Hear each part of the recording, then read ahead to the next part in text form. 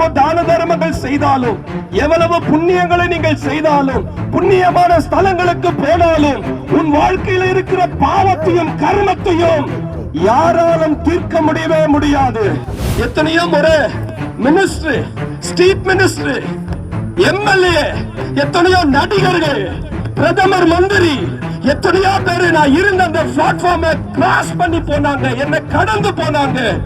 ஆனா ஒரு நபர் கூட ஐயோ இந்த ஜனம் ஒரு பிளாட்ஃபார்ம்ல இருக்குது, இவங்களுக்கு ஒரு நல்லது செய்யணும், இவங்க வாழ்க்கையில ஒரு மாற்றத்தை ஏற்படுத்தணும் அப்படின்னு எந்த தலைவர்களும் நினைக்கல, எந்த நடிகர்களும் நினைக்கல. இந்த தம்பி, வாலிப தம்பி, வாழ வேண்டிய இந்த பிள்ளை அனாதையா நிக்குது. அம்மா செத்து போயிடுச்சு, அப்பா குடிகாரனா இருக்கிறாரு. ஐயோ இவன் சீக்கிரத்துல சாக கூடாது, இயேசுசாமி இவனுக்கு சுகம் கொடுங்க ஜெபிச்சாங்க. அவங்க ஜெபிச்ச அந்த ஜெபம் எனக்குள்ள மறந்து மாத்திரை சாப்பிட்டு வேலை செய்யாத அந்த உடம்புல பண்ண ஜெபம் என்னமோ எனக்குள்ள ஒரு மாதிரியா இருந்ததுங்க. வாலிபனே, உங்க அம்மா போயிட்டாங்கன்னு நீ கவலைப்படுறியா? உன் தாய் உன்னை மறந்தாலும் நான் உன்னை மறக்க மாட்டேன் என்று சொல்லி இப்ப அவ்வளவு பெரிய கூட்டத்துக்கு நடுவில் குறிப்பாக எனக்கு மட்டும் அந்த இயேசு சாமி என்ன தேற்றும்படியா, என்னை பலப்படுத்தும்படியா அவர் என் கூட பேசினாருங்க. உனக்கு அழகு இருக்குதா, அழகை பார்த்து உனக்கு நன்மை செய்ய மாட்டார். ஐயோ நான் போட்டிருக்கிற கிஞ்சி போன டிரெஸ், அதே டிரெஸ்ல வா, நான் உன்னை ஆசீர்வதிப்பேன், நான் உன்னை மேன்மைப்படுத்துவேன். ஐயோ நான் ஐயோ என் வீடு பாத்தியா, குடிசை வீடு, பிளாட்ஃபார்ம்ல இருக்கிற என்னையே கர்த்தர் ஆசீர்வதிக்கிறார்னா குடிசை வீட்டுல இருக்கிற ஒண்ணு ஆண்டவர் ஆசீர்வதிக்க மாட்டாரா? இயேசுவின் நாமத்தினாலே இந்த ஒளிபெருக்கு மூலியமாக இந்த சத்தம் எவ்வளவு தூரம் கடந்து போகுதோ அவ்வளவு தூரம் நம்முடைய வல்லமை கடந்து போவதா. பொய் வழியே நம்பி மோசம் போகாத, அந்த மெய் வழியா இயேசுவை நீ தள்ளாத. பொய் வழியே நம்பி மோசம் போகாத, அந்த மெய் வழியா இயேசுவை நீ தள்ளாத. ஆண்டவர் சொன்னாரு, நான் தான் வழி, நான் தான் சத்தியம், நான் தான் ஜீவன், என்னை இல்லாமல் ஒருவனும் பரலோக ராஜ்யத்துக்கு வர முடியாது. நீ எவ்வளவோ தான தர்மங்கள் செய்தாலும், எவ்வளவு புண்ணியங்களை நீங்கள் செய்தாலும், புண்ணியமான ஸ்தலங்களுக்கு போனாலும், உன் வாழ்க்கையில் இருக்கிற பாவத்தையும் கர்மத்தையும் யாராலும் தீர்க்க முடியவே முடியாது. ஆனா நான் அறிவிக்கிறேன், நான் சொல்லுகிறேன், என் ஆண்டவராகிய இயேசு கிறிஸ்துவினுடைய ரத்தம் மாத்திரமே அநேகருடைய பாவங்களை சுத்திகரிக்கும். எங்க பாவங்களை இயேசு கழுவிட்டாரு. இன்னைக்கு நான் பரிசுத்தவனாய் நிற்கிறேன். எனக்கு பரலோக ராஜ்யத்தில் என்னுடைய பெயர் எழுதப்பட்டிருக்கிறது. அந்த ராஜ்யத்துக்கு நீயும் வர வேண்டும் என்பதுதான் தேவன் விரும்புகிறார். அதனாலதான் ஆண்டவராக இயேசு கிறிஸ்து உங்களை சந்திக்கும்படியாக ஆண்டவர் எங்களை இந்த கிராமத்துக்குள்ளாக அனுப்பியிருக்கிறார். சந்தோஷம் தர வழிகள் உலகத்திலே பல உண்டு, சந்தோஷம் தர வழிகள் உலகத்திலே பல உண்டு. அந்த வழி ஒரு நாள் நரகத்திலே கொண்டு போகும், அந்த வழி ஒரு நாள் நரகத்திலே கொண்டு போகும். மெய் வழியை, மெய் வழியை, அம்மா மெய் வழியை இயேசுவை நீ தள்ளாத. ஆனா பொய் வழியை நம்பி மோசம் போகாத, பொய் வழியை நம்பி மோசம் போகாத. அந்த மெய் வழியா இயேசுவை நீ தள்ளாத, பொய் வழியை நம்பி மோசம் போகாத. அந்த மெய் வழியா இயேசுவை நீ தள்ளாத. ஆண்டவராக இயேசு கிறிஸ்து இந்த உலகத்துல எத்தனையோ மனிதர்கள் இருக்கிறாங்க, எத்தனையோ செல்வந்தர்கள் இருக்கிறாங்க. அப்படிப்பட்ட ஒரு தெய்வம் அவர்களை தேடி போகலங்க. இன்றைக்கு இந்த கிராமத்தில் இருக்கிறதான ஒரு ஓலக்கொட்டாய், ஐயோ என்னை எல்லாரும் மறந்துட்டாங்க, எல்லாரும் என்னை கைவிட்டுட்டாங்க, எனக்கு உதவி செய்ய யாருமே இல்லையே என்று சொல்லி பரிதபிக்க கூடிய ஒரு நிலைமையில இருக்கக்கூடிய பாமர மக்கள், இல்லாத ஒரு நிலைமையில இருக்கக்கூடிய நம்மளை ஆண்டவராக இயேசு கிறிஸ்து இன்றைக்கு இந்த மாலை நேரத்தில் தேடி வந்திருக்கிறதுக்கு நோக்கம் என்னன்னா, உன் வாழ்க்கையை நான் ஆசீர்வதிக்க போறேன். அக்கா குழந்தை தூக்கி வச்சிட்டு இருக்கிற அக்கா, ஏசப்பா உன் வாழ்க்கையை ஆசீர்வதிக்க போறாரு. இயேசு சாமி உன் வாழ்க்கையில குடும்பத்துல ஒரு பெரிய ஆசீர்வாதத்தை தருவாரு. அக்கா தூரத்துல இருந்த வீட்டுல உட்காந்து அக்கா கொண்ட கட்டிட்டு இருக்கிற அக்கா, இயேசு சாமி உன்னை ஆசீர்வதிப்பாரு. தூரத்துல குழந்தை வச்சிட்டு இருக்கிற அக்கா உட்கார்ந்துட்டு இருக்கிற அக்கா, இயேசு சாமி உன்னை ஆசீர்வதிப்பாரு. ஏன்னா இன்னைக்கு இந்த இயேசு சாமி எங்களை எல்லாரையும் கூட்டிட்டு உங்க ஊருக்கு வந்திருக்கிறார்னா ஏதோ ஒரு நன்மை உங்க ஊருக்கு, உங்க கிராமத்துக்கு நடக்க போகுது, உங்க தெருவில் நடக்க போகுது. இன்னைக்கு ஓலை வீடு, ஐயோ மழை பெஞ்சா ஒழுகுது, இந்த ஓலை வீடெல்லாம் கட்டிடமா மாற போகுது. அதுதான் எங்க ஆண்டவராகிய இயேசு கிறிஸ்துவை நம்புகிற பிள்ளைகளுடைய வாழ்க்கை செழிப்பாய் மாறும். இன்றைக்கு மைக்க பிடிச்சு ரோட்ல நான் கத்திக்கிட்டு இருக்கிறேனே, நான் யார் என்பது உங்களுக்கு தெரியும். இவங்க இயேசுவை குறித்து சொல்ல வந்திருக்கிறாங்க. ஆமா அப்பத்தா, ஆமா நான் அப்படிதான் சொல்றேன். இயேசுவை பத்தி தான் நான் சொல்ல வந்திருக்கிறேன். இயேசுவை பத்தி தான் சொல்ல வந்திருக்கிறேன். இந்த உலகத்துல வேற எந்த மனுஷனை பெருசா பேச முடியும்? யாராவது பேசுற மாதிரி நல்லவங்களா இருக்கிறாங்களா? இல்லையே, யாரும் நல்லவங்களா இல்லைங்க. அப்படிப்பட்டவங்களை நான் எப்படி பேச முடியும்? ஆனா என் வாழ்க்கையில ருசி பார்த்த என் ஆண்டவராகிய இயேசு கிறிஸ்துவை உங்களுக்கு சொல்லுகிறேன். என்னையா இயேசு உன் வாழ்க்கையில என்னையா செஞ்சார்? அப்படி என்னையா நீ ருசி பார்த்துட்ட? இயேசு சாமியை என்னையா ருசி பார்த்துட்ட? அம்மா, உங்களுக்குன்னா 4க்கு 4 ஒரு இடம் இருக்குது. அந்த 4க்கு 4 இடத்துல ஒரு கொட்டாயாவது போட்டுட்டு ஒரு சொந்தமான ஒரு வீடு அப்படின்ற அந்த இருக்கிற அந்த உரிமையில நீ வீட்டுக்குள்ள இருக்கிற. ஆனா இன்னைக்கு நான் சொல்றேன் பாருங்க, எனக்கு இந்த 4க்கு 4 கூட இடம் கிடையாதுங்க. நான் இருந்தது, நான் பிறந்தது, நான் வளர்ந்தது எல்லாமே பிளாட்ஃபார்ம். இந்த ரோட்டு ஓரங்களிலே அநேக மக்கள் வீடு வாசல இல்லாதபடிக்கு படுத்திருப்பாங்க பாரு, எழுதிருப்பாங்க பாரு. அப்படிப்பட்ட ஒரு கூட்டத்தில், அப்படிப்பட்ட ஒரு குடும்பத்தில் பிறந்தவன் நான். வீடு வாசல் இல்ல, முகவரி இல்ல, எந்த விதத்திலையும் உதவி செய்யக்கூடிய காரியங்களே இல்ல. அப்படிப்பட்ட நிலைமையில பிளாட்ஃபார்ம்ல இருந்த என்ன, ரோட்டோரத்தில் இருந்த என்ன. அக்கா கேக்குறியாக்கா? அக்கா அப்பத்தா அந்த புக்கை பாக்குற அக்கா கேள கேள. பிளாட்ஃபார்ம்ல இருந்த என்ன யாராவது கரை சேர்ப்பாங்க, உதவி செய்வாங்க அப்படிலாம் நினைச்சு பார்த்தேன் நான். ரோட்ல எவ்வளவு பேர் போறாங்க, எவ்வளவு பேர் வர்றாங்க, அவங்க ஏதாவது உதவி செய்வாங்கன்னு பார்த்தேன். எத்தனையோ முறை மினிஸ்டர், ஸ்ட்ரீட் மினிஸ்டர், எம்எல்ஏ, எத்தனையோ நடிகர்கள், பிரதமர், மந்திரி, எத்தனையோ பேரு நான் இருந்த அந்த பிளாட்ஃபார்மை கிராஸ் பண்ணி போனாங்க, என்ன கடந்து போனாங்க. ஆனா ஒரு நபர் கூட ஐயோ இந்த ஜனம் ஒரு பிளாட்ஃபார்ம்ல இருக்குது, இவங்களுக்கு ஒரு நல்லது செய்யணும், இவங்க வாழ்க்கையில ஒரு மாற்றத்தை ஏற்படுத்தணும் அப்படின்னு எந்த தலைவர்களும் நினைக்கல, எந்த நடிகர்களும் நினைக்கல.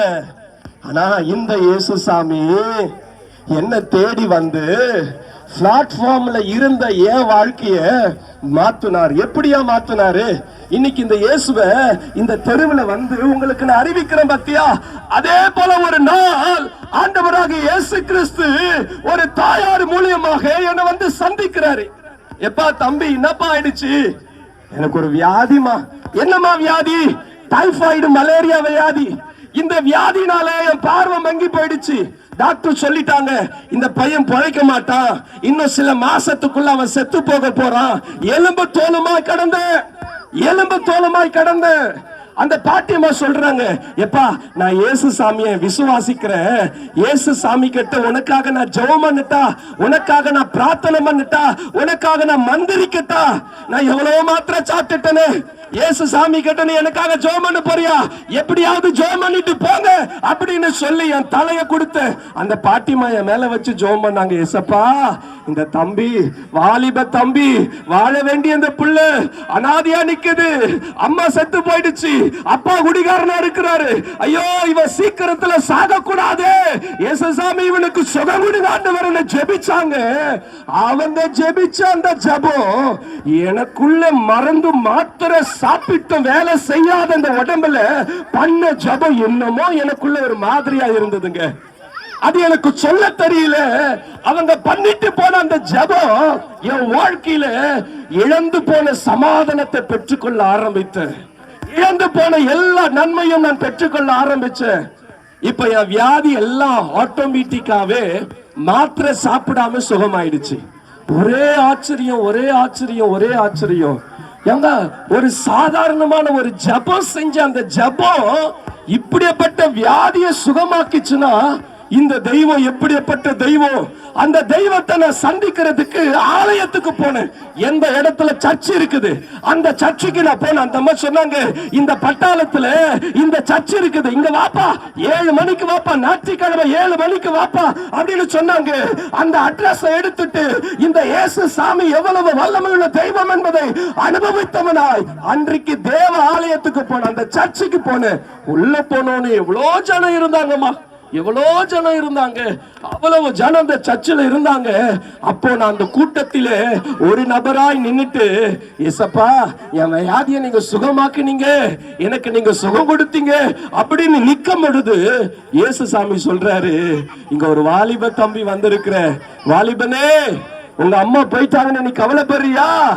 உன் தாய் உன்னை மறந்தாலும் நான் உன்னை மறக்க மாட்டேன் என்று சொல்லி, எப்பா அவ்வளவு பெரிய கூட்டத்துக்கு நடுவில் குறிப்பாக எனக்கு மட்டும் அந்த இயேசு சாமி என்னை தேற்றும்படியா, என்னை பலப்படுத்தும்படியா அவர் என் கூட பேசினாருங்க. இவ்வளோ பெரிய தெய்வம், வானத்தையும் பூமியும் உண்டாக்கின தெய்வம் நான் படுற கஷ்டத்தை பார்த்து எனக்கு ஆறுதல் சொல்லுகிறதை போல அப்பதான் ஆண்டவர் பேசினாரு. அன்னைக்கு குப்புற முழங்கால போட்டு கையெத்து கும்பிட்ட, சுவாமி நீ ஒருவர் தான் தெய்வம், நீங்க இல்லாம ஒரு தெய்வமே என்னால பார்க்க முடியாது. அன்னைக்கு ஒப்பு கொடுத்தவன் தான். இன்னைக்கு நான் பிளாட்ஃபார்ம்ல இருக்கிறேன் நினைச்சுக்கிறேன். பிளாட்ஃபார்ம் இல்ல, நான் வீட்டு வாடகை எவ்வளவு கட்டுறேன் தெரியுமா? 11,000 சில்லறை கட்டுறேன். இன்னைக்கு என் பிள்ளை ஏசி ரூம்ல தூங்குறான். சீக்கிரத்துல சொந்த வீட்டுக்குள்ள நான் நுழைய போறேன். ஏன்னா நான் அறிவிக்கிற ஆண்டவராக இயேசு கிறிஸ்து என்னை வாழ வைத்துக் கொண்டிருக்கிறார்.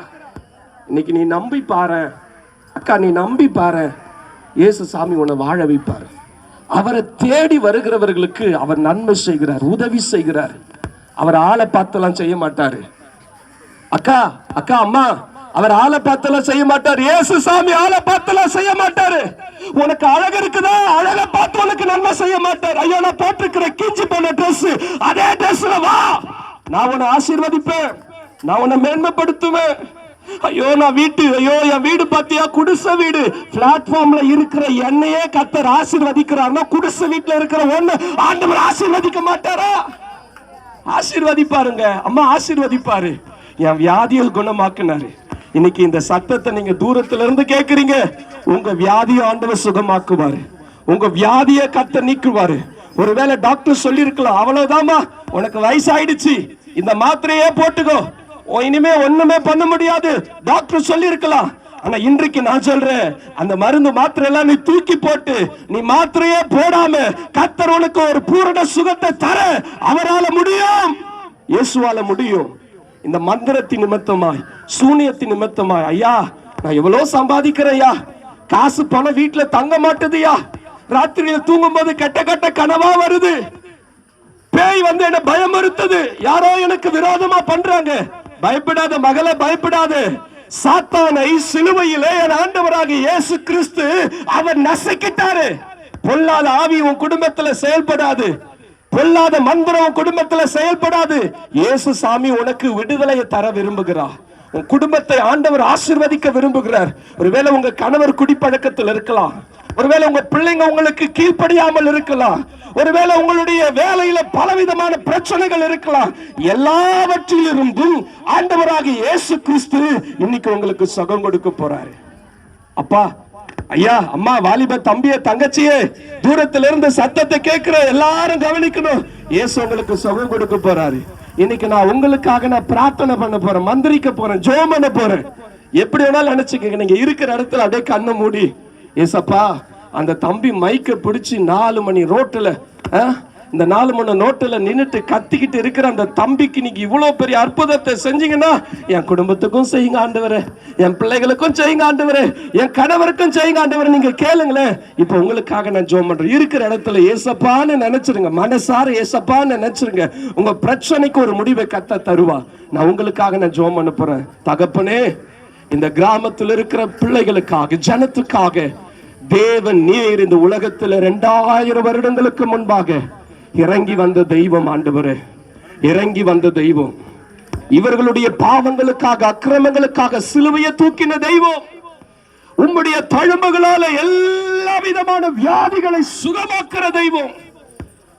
சாத்தானை ஆண்டவரே நீ சிலுவையிலே அவனுடைய தலையை நசுக்கின தெய்வம்.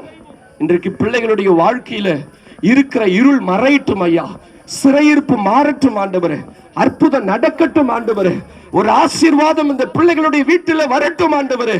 அன்னைக்கு நான் தேவ ஆலயத்தை நோக்கி நான் வந்தது போல ஆண்டவரே என்னோடு கூட நீங்க பேசினீர், இந்நாள் வரைக்கும் என்னை ஆசீர்வதித்து உயர்த்திருக்கிறீர். அதே போல இந்த பிள்ளைகளும் உம்மை நோக்கி தேவ ஆலயத்தை நோக்கி வரணும் ஆண்டவரே.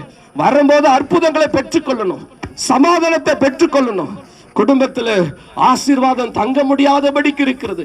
இந்த வியாதி நிமித்தமாக பலவிதமான காசு பணங்கள் செலவழித்துக் கொண்டே இருக்கிறது. இந்த நிலவெல்லாம் மாறட்டும் ஐயா, பிசாசுடைய போராட்டங்கள் எல்லாம் மாறட்டும். யாரோ என் குடும்பத்துக்கு என்னமோ செஞ்சிட்டாங்க, இந்த பயம் எல்லாம் மாறட்டும் இயேசுவின் நாமத்தினாலே. இந்த ஒளிபெருக்கு மூலியமாக இந்த சத்தம் எவ்வளவு தூரம் கடந்து போகுதோ அவ்வளவு தூரம் நம்முடைய வல்லமை கடந்து போவதாக அற்புதத்தை கத்த செய்து உங்க நாமத்தை மகிமைப்படுத்திக் கொள்ளுங்க. உங்க நாமத்தை மகிமைப்படுத்திக் கொள்ளுங்க. இயேசுவை சொந்த இரட்சகராய் ஏற்றுக்கொள்ளட்டும். அவங்களுடைய மன கண்கள் திறக்கப்படட்டும்.